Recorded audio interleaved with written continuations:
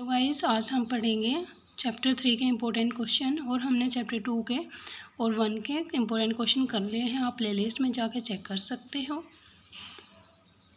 चलो स्टार्ट करते हैं। बीओपी चैप्टर का नाम है BOP, balance of payment. Balance of payment is a statement of a countries receipt and payment in foreign exchange. Balance of payment एक statement होती है जो इसमें कंट्री की रिसिप्ट और पेमेंट होती है जो कि फॉरेन एक्सचेंज में है। ठीक है। In other words it is difference between a countries export and imports. और ये डिफरेंस होता है कंट्रीज़ के एक्सपोर्ट और इम्पोर्ट के बीच में। If export are more than import, अगर एक्सपोर्ट ज़्यादा है इम्पोर्ट से तो वहाँ पे फेवरेबल बैलेंस होगा। ठीक है, balance of payment and vice versa. And if the total export is equal to total import, it is called equilibrium of BOP। मतलब कि ये दोनों सेम होंगे, फिर एक्सपोर्ट भी इम्पोर्ट भी सेम है तो इक्विलिब्रियम होगा बैलेंस ऑफ पेमेंट का। और ये दो टाइप्स के हैं, current account of BOP and capital account of BOP।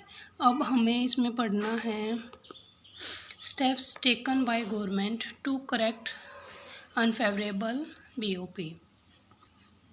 तो फर्स्ट है डिफ्लेशन। जब डिफ्लेशन आएगा तो क्या होगा, एक्सपोर्ट और इंपोर्ट बैलेंस हो जाएगा। कैसे?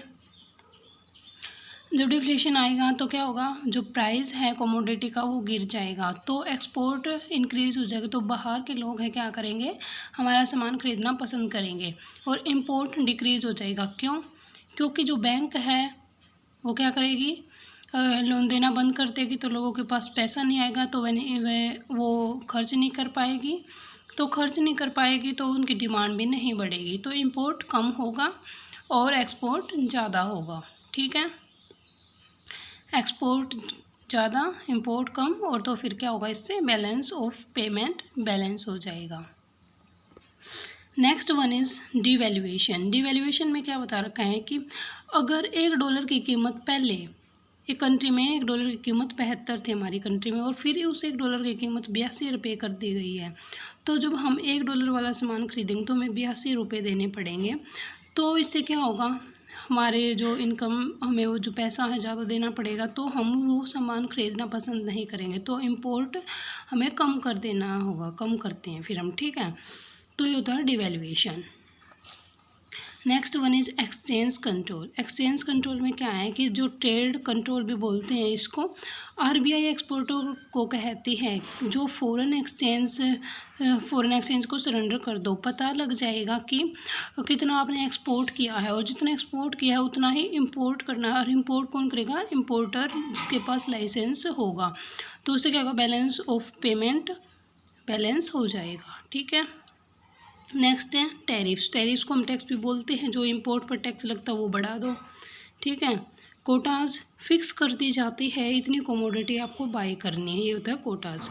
एक्सपोर्ट प्रमोशन, एक्सपोर्ट को ज़्यादा कर दो। इंपोर्ट सब्स्टिट्यूशन, मतलब कि जो सामान हम इंपोर्ट कर रहे हैं उसके बदले में हम कुछ और चीज़ एस्टेब्लिश मतलब प्रोड्यूस कर सकते हैं, ताकि जो इंपोर्ट है वो हमारा कम हो जाए और लोग हमारी ही कंट्री से सामान खरीदें। ठीक है, मॉनेटरी पॉलिसी को ही डिफ्लेशन कहते हैं। डिफ्लेशन हमने पढ़ लिया है। एक्सचेंज डेप्रिसिएशन, मतलब कि जो हमारा एक्सचेंज है उस पर हम डेप्रिसिएशन लगा देते हैं, मतलब एक्सचेंज या डेप्रिसिएशन बोल सकते हो आप। इसमें क्या बता रखा है, ये रिड्यूस करता है वैल्यू ऑफ डोमेस्टिक करेंसी, वही बात है, डेप्रिसिएशन या डिवैल्यूएशन बोल सकते हो आप इसको, ये भी पढ़ लिया हमने। ट्रेड रेस्ट्रिक्शंस, कोटाज लगा के, मतलब कि इतना सामान आपको खरीदना है, ये लिमिटेड है, इतना ही खरीदना होगा, ज़्यादा नहीं खरीद सकते आप। Fiscal policy, reduce government spending. Government spending वो और टैक्स को ज़्यादा बढ़ा देंगे इंपोर्ट पर हम, तो क्या होगा, लोग परचेज़ करना पसंद नहीं करेंगे। फॉरेन इन्वेस्टमेंट, एनकरेज करना जो फॉरेन वाले हैं उनको इन्वेस्टमेंट के लिए कि हमारी कंट्री में आके इन्वेस्टमेंट करो, तो इससे क्या होगा, हमारा कैपिटल इनफ्लो बढ़ जाएगा। सप्लाई साइड पॉलिसी में बता रखा है कि बूस्ट करो किसको, एक्सपोर्ट को। ठीक है, ज़्यादा से ज़्यादा प्रोडक्शन करके बूस्ट करो एक्सपोर्ट को। Currency swap, enter into currency swap agreement with other country to manage foreign risk. मतलब कि एक एग्रीमेंट होता है जिसमें हम मैनेज करते हैं अपने फॉरेन के रिस्क को। ओके, एक बार दोबारा देखते हैं हमने क्या क्या पढ़ा है इसमें। Balance of payment. Balance of payment एक स्टेटमेंट होती है जिसमें रिसिप्ट और पेमेंट लिखी होती है, हमारे जो फॉरेन एक्सचेंज किए हैं हमने उसकी। दूसरे वर्ड्स में हम बोल सकते हैं कि ये एक डिफरेंस होता है एक्सपोर्ट और इंपोर्ट के बीच में। If the export are more than, अगर हमारे एक्सपोर्ट ज़्यादा है इंपोर्ट से तो क्या होगा, फेवरेबल बैलेंस ऑफ पेमेंट होगा। अगर हमारे एक्सपोर्ट और इंपोर्ट इक्वल हैं दोनों तो क्या होगा, equilibrium of balance of payment. इसे दो टाइप्स में डिवाइड किया गया है, दो अकाउंट इसके, current account and capital account. अब देखते हैं स्टेप्स जो कि लिए गए हैं गवर्नमेंट के द्वारा to correct unfavourable balance of payment.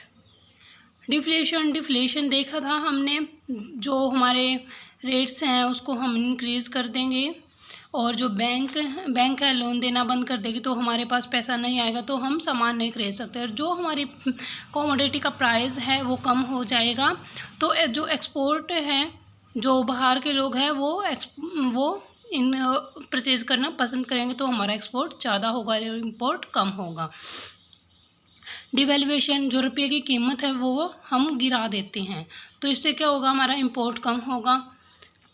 Next है ट्रेड रेस्ट्रिक्शंस, जो लिमिट कर देते हैं कि तुमने इतना ही सामान खरीदना है। फिस्कल पॉलिसी, टैक्सेस को बढ़ा देंगे तो डिमांड कम हो जाएगी।